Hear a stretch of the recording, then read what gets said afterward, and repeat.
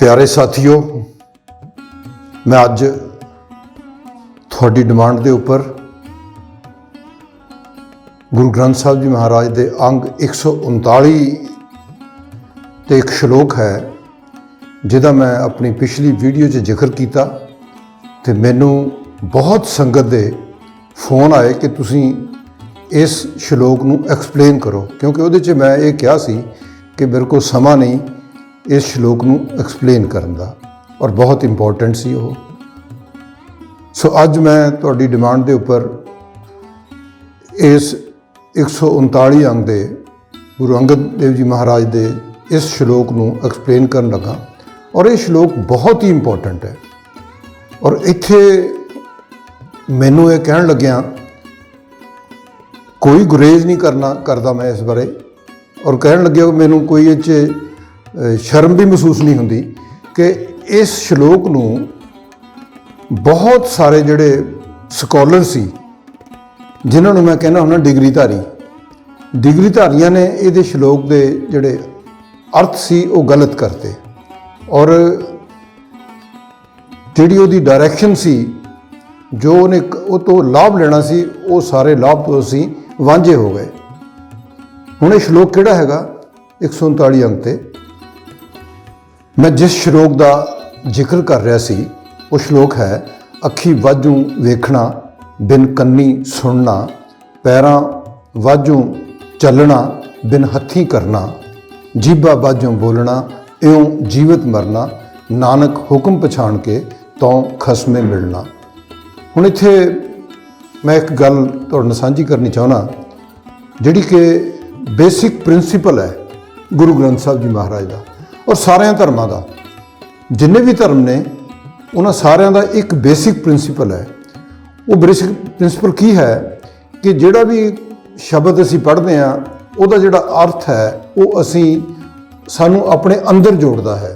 गुरु ग्रंथ साहब जी महाराज का एक भी श्लोक, श्रीमद भगवत गीता का एक भी श्लोक, वेदां का एक भी श्लोक मैनूं दिखा दिओ जिहड़ा तुहानूं बाहर जोड़दा होवे।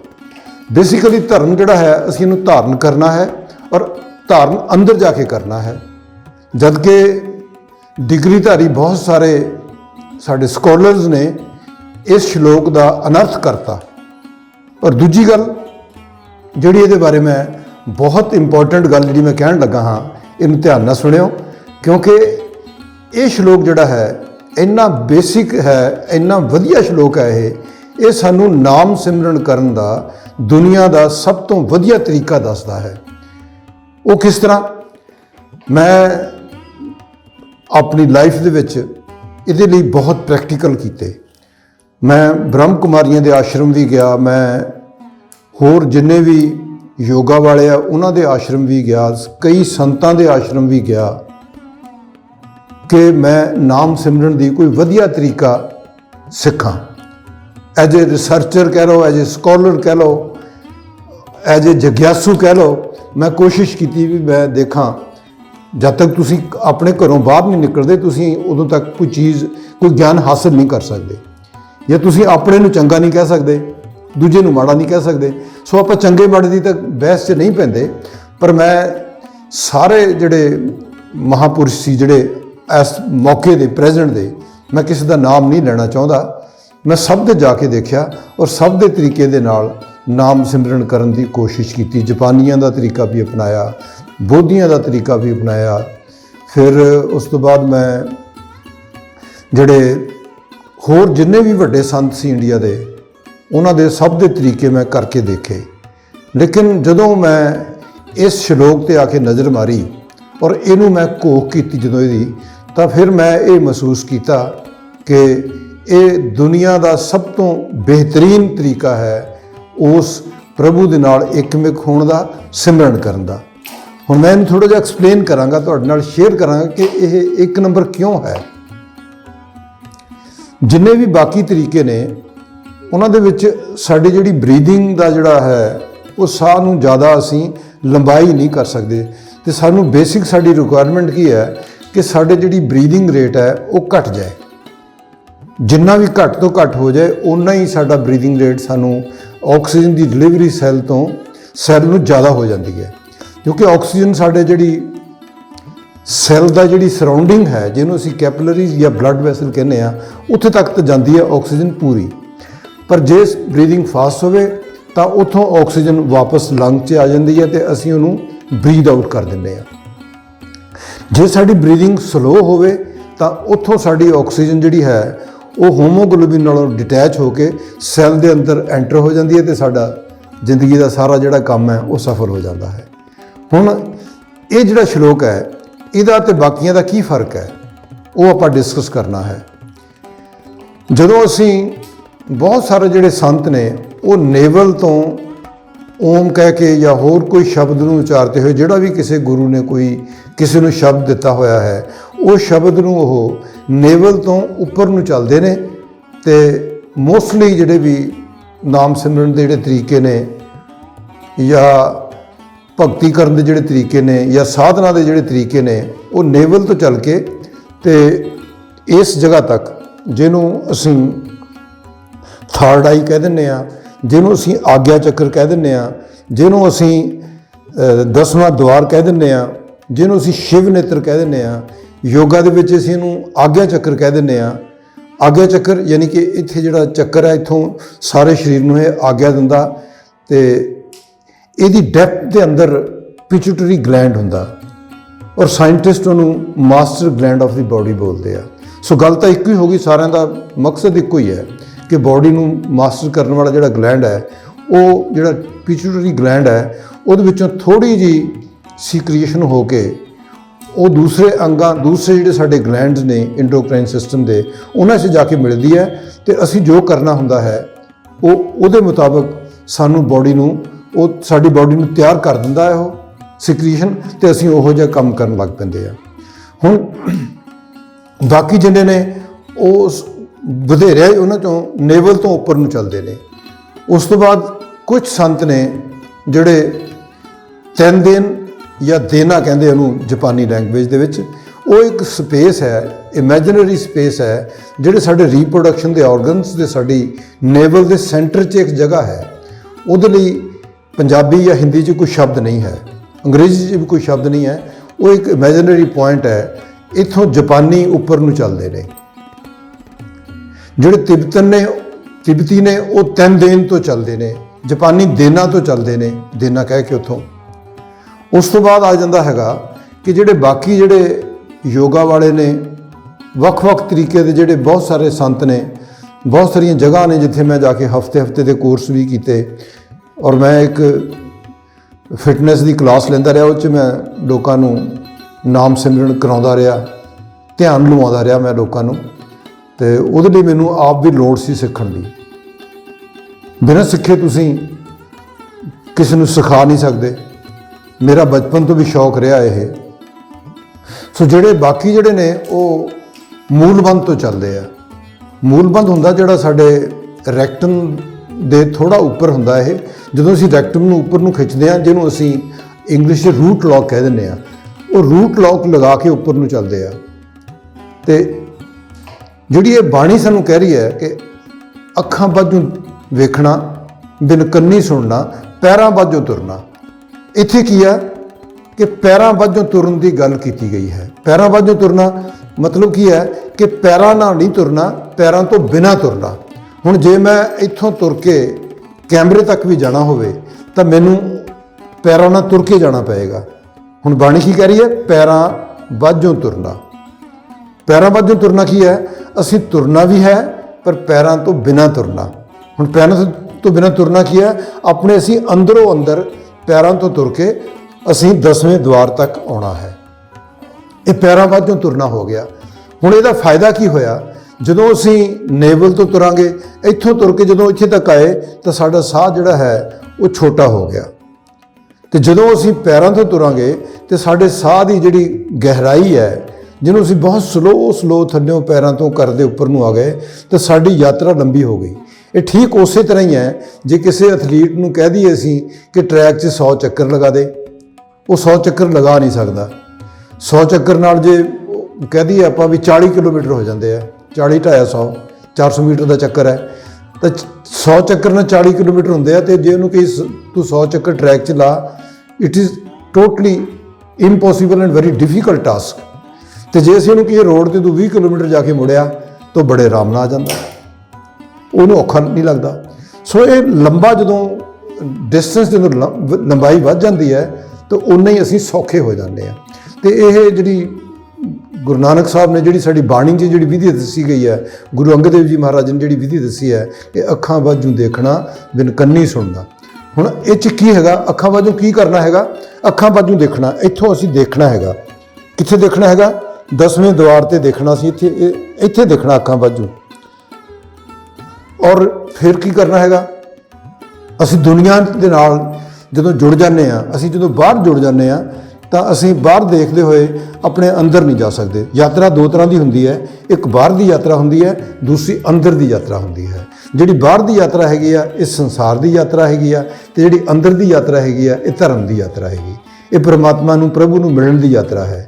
ਇਹਦੇ ਲਈ ਮੈਂ ਇੱਕ ਛੋਟੀ ਜਿਹੀ ਜੇ ਕਹਾਣੀ ਵੀ ਕਹਾਂ ਤਾਂ ਕਹਿੰਦੇ ਜਦੋਂ ਪਰਮਾਤਮਾ ਨੇ ਇਨਸਾਨ ਨੂੰ ਬਣਾਇਆ ਤਾਂ ਬੜਾ ਪਛਤਾਇਆ ਇਨਸਾਨ ਬਣਾ ਕੇ। ਉਹ ਕਹਿੰਦਾ ਮੈਂ ਕੀ ਬਣਾ ਲਿਆ, ਇਹ ਤਾਂ ਬੜੀ ਵੱਡੀ ਬਲਾ ਬਣਾ ਲਈ, ਵੀ ਇਹ ਤਾਂ ਬੜੀ ਸ਼ੈਤਾਨ ਚੀਜ਼ ਹੈ ਤੇ ਇਹਨੇ ਤਾਂ ਮੈਨੂੰ ਹੁਣ ਤੰਗ ਕਰਨਾ ਹੈਗਾ। ਤੇ ਪਰਮਾਤਮਾ ਨੂੰ ਹੋਇਆ ਕਿ ਮੈਂ ਹੁਣ ਕਿਤੇ ਲੁਕ ਜਾਵਾਂ, ਜਿਹੜਾ ਇਹਨੂੰ ਲੱਭਾ ਨਾ ਕਿਤੇ। ਤਾਂ ਉਹਨੇ ਸਾਰੇ ਦੇਵਤਿਆਂ ਨਾਲ ਸਲਾਹ ਕੀਤੀ ਵੀ ਦੱਸੋ ਮੈਂ ਕਿੱਥੇ ਲੁਕਾਂ। ਕੋਈ ਕਹੇ ਜੀ ਤੁਸੀਂ ਹਿਮਾਲਿਆ ਪਹਾੜ 'ਤੇ ਚੱਲ ਜਾਓ, ਕੋਈ ਕਹਿੰਦੇ ਤੁਸੀਂ ਚੰਦ 'ਤੇ ਜਾ ਕੇ ਲੁਕ ਜਾਓ, ਕੋਈ ਕਹਿੰਦਾ ਤੁਸੀਂ ਮੰਗਲ ਤਾਰੇ 'ਤੇ ਲੁਕ ਜਾਓ।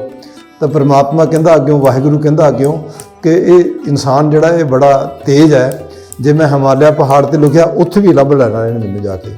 ਜੇ ਮੈਂ ਚੰਦ 'ਤੇ ਪਹੁੰਚਿਆ ਉੱਥੇ ਵੀ ਦੇਰ ਸਵੇਰ ਮੈਨੂੰ ਲੱਭ ਹੀ ਲਏਗਾ ਇਨਸਾਨ, ਮੰਗਲ 'ਤੇ ਵੀ ਦੇਰ ਸਵੇਰ ਮੈਨੂੰ ਲੱਭ ਹੀ ਲਏਗਾ, ਕਿਉਂਕਿ ਉੱਥੇ ਇਹਨੇ ਪਹੁੰਚ ਹੀ ਜਾਣਾ ਹੈਗਾ ਇਸ ਬੰਦੇ ਨੇ।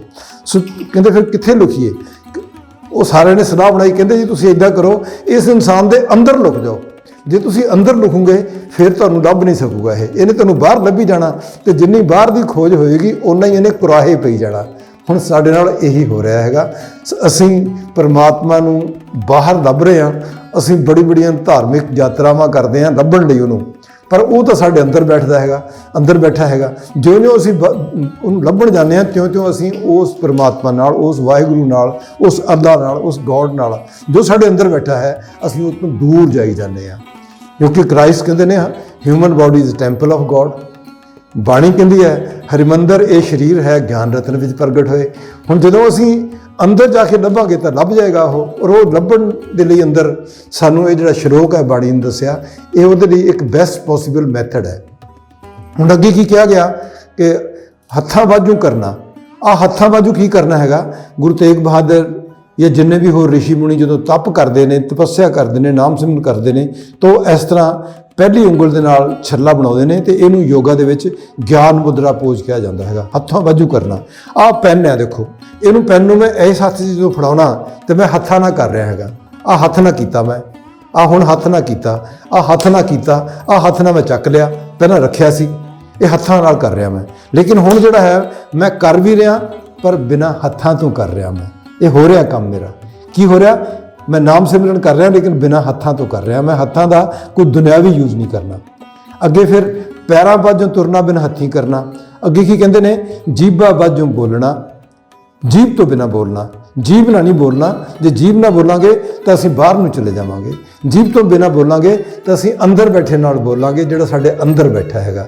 ਤੇ ਜੀਭ ਤੋਂ ਬਿਨਾਂ ਬੋਲਣਾ ਜਿਹਨੂੰ ਅਸੀਂ ਅਜੱਪਾ ਜਾਪ ਕਹਿੰਦੇ ਨੇ। ਜੀਭਾਂ ਵਾਜੋਂ ਬੋਲਣਾ, ਇਉਂ ਜੀਵਤ ਮਰਨਾ। ਮਰਨਾ ਨਹੀਂ ਕਿਹਾ, ਜੀਵਤ ਪਹਿਲਾਂ ਲਾਇਆ। ਜੀਵਤ ਮਰਨਾ, ਜੀਵਤ ਮਰਨਾ ਉਹ ਕੀ ਹੁੰਦਾ? ਜਿੱਦਾਂ ਯੋਗਾ ਦੇ ਵਿੱਚ ਸ਼ਵ ਆਸਨ ਹੁੰਦਾ। ਜੀਵਤ ਮਰਨਾ ਮਤਲਬ ਕੀ ਹੈ ਕਿ ਤੁਸੀਂ ਜਿਹੜੀ ਸੰਸਾਰ ਹੈ ਇਹਦੇ ਨਾਲੋਂ ਟੁੱਟ ਜਾਣਾ ਤੇ ਆਪਣੇ ਅੰਦਰ ਜੁੜ ਜਾਣਾ। ਜੀਵਤ ਮਰਨਾ। ਫਿਰ ਅੱਗੇ ਕੀ ਕਹਿੰਦੇ ਆ ਕਿ ਜੀਵਤ ਮਰਨਾ, ਫਿਰ ਨਾਨਕ ਹੁਕਮ ਪਛਾਣ ਕੇ ਤੋਂ ਖਸਮੇ ਮਿਲਣਾ। ਫਿਰ ਜਿਹੜਾ ਉਹਦਾ ਹੁਕਮ ਜਿਹੜਾ ਸਾਡੇ ਅੰਦਰ ਚੱਲ ਰਿਹਾ ਹੈ, ਉਹਨੂੰ ਹੁਕਮ ਨੂੰ ਪਛਾਣ ਲਓ, ਉਹ ਸਾਡੇ ਅੰਦਰ ਚੱਲ ਰਿਹਾ ਹੈ।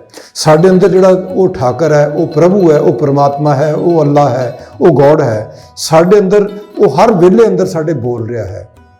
ਉਹਨੂੰ ਅਸੀਂ ਕੀ ਕਹਿੰਦੇ ਹਾਂ? ਅਨਾਹਦ ਨਾਦ। ਉਹਨੂੰ ਅਸੀਂ ਕੀ ਕਹਿੰਦੇ ਹਾਂ? ਦਿਵਯ ਧੁਨੀ। ਉਹਨੂੰ ਅਸੀਂ ਕੀ ਕਹਿੰਦੇ ਹਾਂ? ਮਿਸਟੀਕਲ ਸੈਂਸੇਸ਼ਨ। ਉਹਨੂੰ ਅਸੀਂ ਕੀ ਕਹਿੰਦੇ ਹਾਂ? Sound of silence. ਉਹਨੂੰ ਅਸੀਂ ਕੀ ਕਹਿੰਦੇ ਹਾਂ? Sound of God, sound of universe, sound of creation of human body, sound of energy. ਉਹਦੇ ਵੱਖ-ਵੱਖ ਨਾਮ ਨੇ। ਉਹਨੂੰ ਅਸੀਂ ਕਹਿੰਦੇ ਹਾਂ ਅਨਾਹਦ ਨਾਦ। ਜਿਹਨੂੰ ਬਾਣੀ 'ਚ ਸ਼ਬਦ ਆਉਂਦਾ ਠਾਕਰ ਮੇਰਾ ਸਦ ਬੁਲੰਤਾ। ਉਹ ਜਿਹੜਾ ਸ਼ਬਦ ਹੈ ਉਹ ਸਾਡੇ ਅੰਦਰ ਹਮੇਸ਼ਾ ਬੋਲ ਰਿਹਾ ਹੈ। ਫਿਰ ਉਹਨੂੰ, ਉਹ ਸ਼ਬਦ ਨੂੰ ਨਾਨਕ ਹੁਕਮ ਪਛਾਣ ਕੇ, ਉਹ ਜਿਹੜਾ ਹੁਕਮ ਹੈ ਉਹ ਸਾਡੇ ਅੰਦਰ ਹਰ ਵੇਲੇ ਚੱਲ ਰਿਹਾ ਹੈ। ਨਾਨਕ ਹੁਕਮ ਪਛਾਣ ਕੇ ਤਾਂ ਖਸਮੇ ਮਿਲਣਾ। ਸੋ ਇਹ ਜਿਹੜਾ ਸ਼ਬਦ ਸੀ, ਇਹਨੂੰ ਬਹੁਤ ਸਾਰੇ ਸਕੋਲਰਸ ਦੀ ਇਹਦੀ ਉਹਨਾਂ ਨੇ ਟ੍ਰਾਂਸਲੇਸ਼ਨ ਕੀਤੀ ਹੈ, ਉਹ ਇਹਨੂੰ ਬਿਲਕੁਲ ਬਾਹਰ ਨੂੰ ਲੈ ਗਏ ਇਸ ਇੰਪੋਰਟੈਂਟ ਸ਼ਬਦ ਨੂੰ, ਔਰ ਸਾਨੂੰ ਮਿਸਗਾਈਡ ਕਰਤਾ, ਔਰ ਅਸੀਂ ਬਾਹਰ ਤੁਰੇ ਫਿਰਦੇ ਹਾਂ। ਜਦ ਕਿ ਗੁਰਬਾਣੀ ਤਾਂ ਸਾਨੂੰ ਇੱਕ ਵੀ ਜਿਹੜਾ ਸ਼ਬਦ ਹੈ ਬਾਹਰ ਨੂੰ ਨਹੀਂ ਲੈ ਕੇ ਜਾਂਦਾ, ਸਾਰੇ ਸ਼ਬਦ ਅੰਦਰ ਨੂੰ ਲੈ ਜਾਂਦੇ ਨੇ। ਤੇ ਜੇ ਕਿਸੇ ਨੂੰ ਕੋਈ ਡਾਊਟ ਰਹਿ ਗਿਆ ਹੋਵੇ ਤਾਂ ਫਿਰ ਗੁਰੂ ਅੰਗਦ ਦੇਵ ਜੀ ਮਹਾਰਾਜ ਨੇ ਕੀ ਕੀਤਾ, ਜਿਹੜਾ ਇਹ ਸ਼ਬਦ ਹੈ 139 ਅੰਗ ਦੇ ਉੱਪਰ, ਇਸ ਤੋਂ ਨੈਕਸਟ ਇੱਕ ਸ਼ਬਦ ਹੋਰ ਦੇ ਦਿੱਤਾ ਸਾਨੂੰ। ਉੱਥੇ ਕੀ ਕਿਹਾ, ਉਹਦੇ ਜੇ ਇਹਦੇ 'ਚ ਕੋਈ ਡਾਊਟ ਰਹਿ ਗਿਆ ਹੋਵੇ ਤਾਂ ਉਹ ਡਾਊਟ ਉਹਨਾਂ ਨੇ ਉਹਦੇ 'ਚ ਕਲੀਅਰ ਕਰਤਾ। ਉਹ ਕੀ ਸ਼ਬਦ ਹੈ, ਉਹ ਕਹਿੰਦੇ ਦਿਸੇ ਸੁਣੀਏ ਜਾਣੀਏ। ਕੀ ਹੈਗਾ, ਦਿਸੇ ਸੁਣੀਏ ਜਾਣੀਏ ਸੌ ਨਾ ਪਾਇਆ ਜਾਏ। ਕੀ ਕਹਿੰਦੇ ਨੇ ਗੁਰੂ ਸਾਹਿਬ, ਕਹਿੰਦੇ ਨੇ ਦੇਖ ਕੇ ਅੱਖਾਂ ਨਾਲ, ਕੰਨਾਂ ਨਾਲ ਸੁਣ ਕੇ, ਔਰ ਉਹਨੂੰ ਜਾਣ ਕੇ ਅਸੀਂ ਉਸ ਪਰਮਾਤਮਾ ਨੂੰ ਪਾ ਨਹੀਂ ਸਕਦੇ।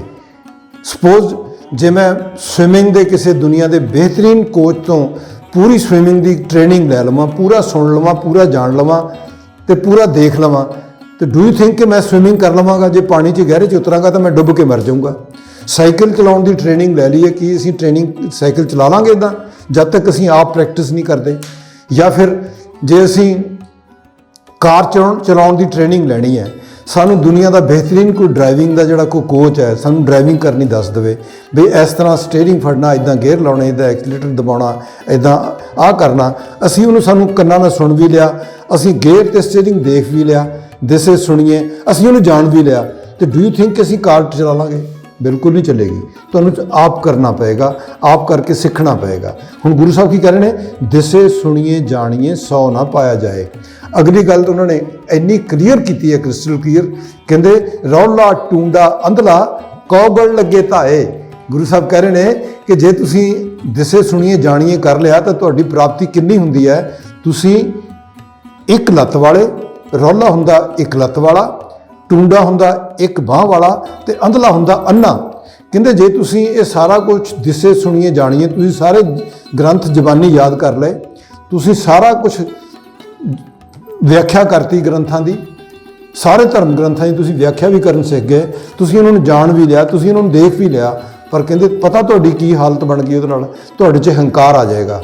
ਹੰਕਾਰ ਆ ਕੇ ਤੇ ਤੁਸੀਂ ਕੀ ਕਰੋਗੇ, ਰੌਲਾ ਟੁੰਡਾ ਅੰਧਲਾ ਕੌਗਲ ਲੱਗੇ ਧਾਏ।